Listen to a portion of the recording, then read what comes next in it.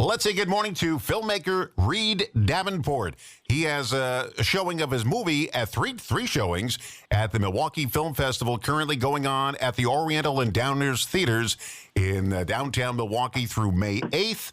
And Reid, hey, thanks for coming on board with us today. Appreciate it, because you're a filmmaker. That's pretty good. Yes, I am. Thank you, Tom, for having me. Yeah, okay, so you made a movie called Life After, and this has to do with somebody who wants the right to die. Why don't you give us a little background on this? Yes, specifically, we're looking at people who want to die who do not have a terminal prognosis. So that's usually disabled people. And we investigate this case that happened in the 1980s in California of Elizabeth Bouvet, who sued for the right to die. And through her story, we look at more contemporary stories related to Elizabeth Bouvet. You know, I mentioned before when we were talking, before we went on the air, how close was this to the days of Jack Kevorkian, who would take people who wanted to commit suicide. Now, he wouldn't do it, but he would witness it and show them how to do it. And a lot of people did it that way. Where does Jack Kevorkian fit into all this, before or after your film?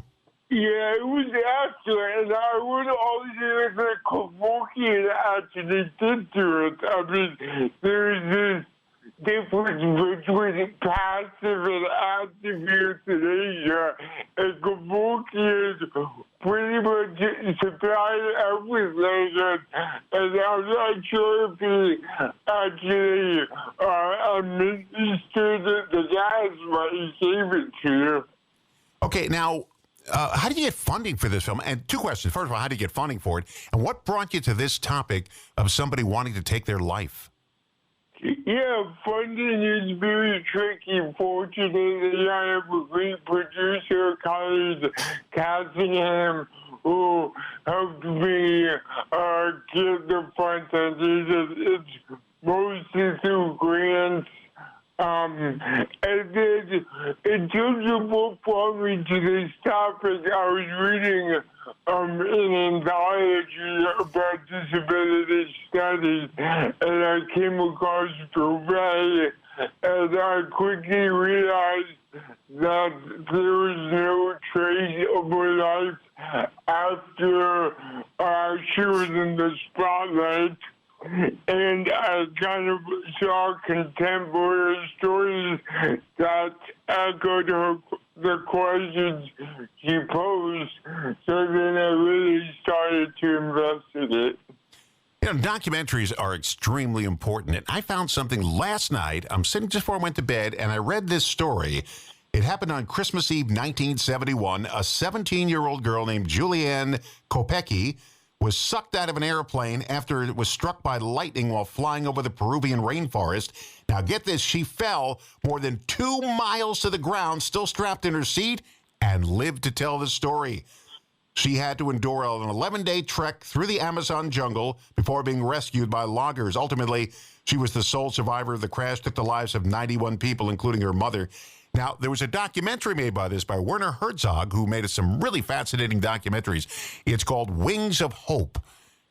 And this is some fascinating story. Imagine falling 2 miles out of an airplane to the ground, strapped in your seat, and then you have to trek 11 days through the Amazon to survive.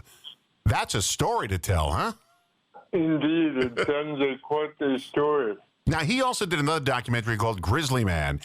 And I love documentaries because if they're told in an entertaining style, you'll learn and you have a good time watching these documentaries. And where did you get the film footage for your documentary?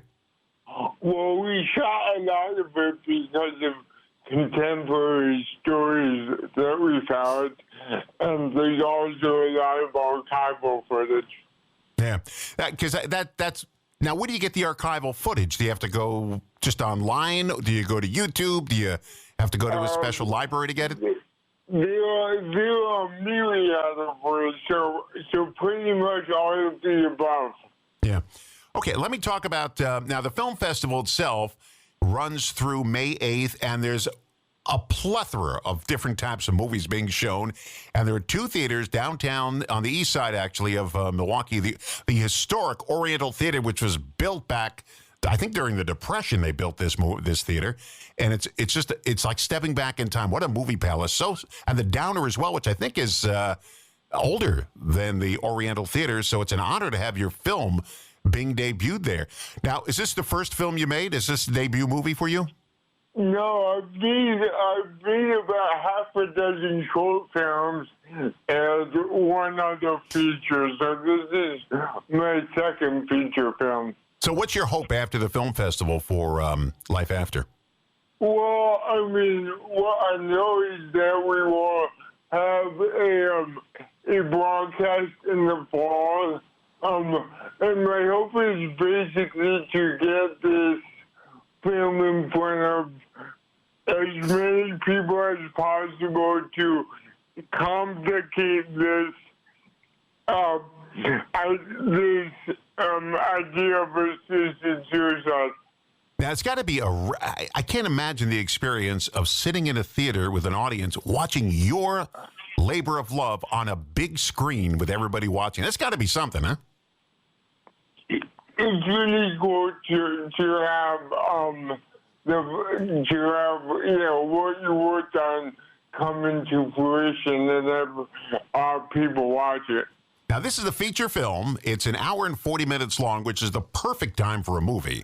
Hour and 40 minutes. They say that 100 minutes is perfect. If you go a little bit above that, people start to get restless. A little bit below, people think they didn't get their money's worth. 100 minutes, just perfect. And it's Life After.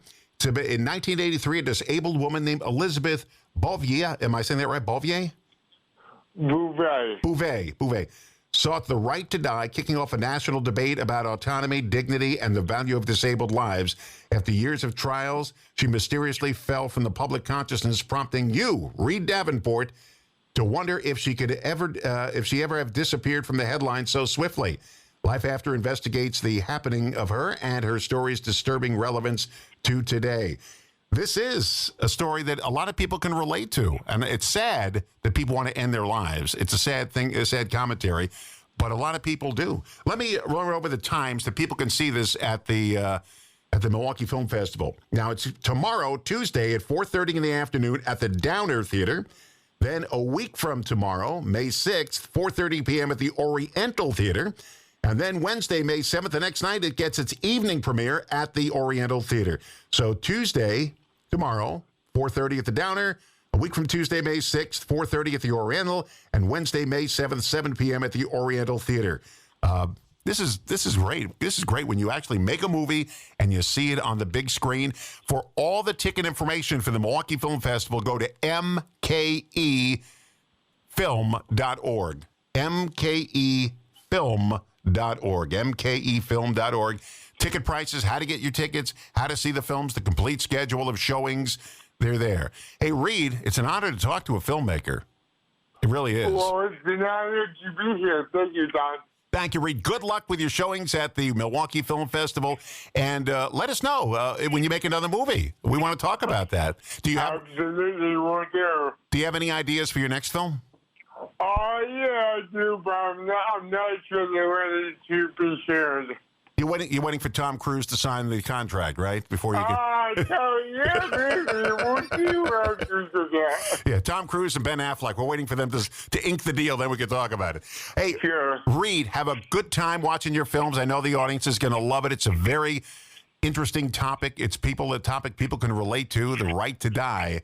And good luck with your career, and give us a call when you make your next movie, too, okay? Thank you so much, Sean. Thank you, Reid. It's Reid Davenport at the Milwaukee Film Festival, Life After. And it debuts tomorrow afternoon at the Downer, then 2 showings at the Oriental Theater.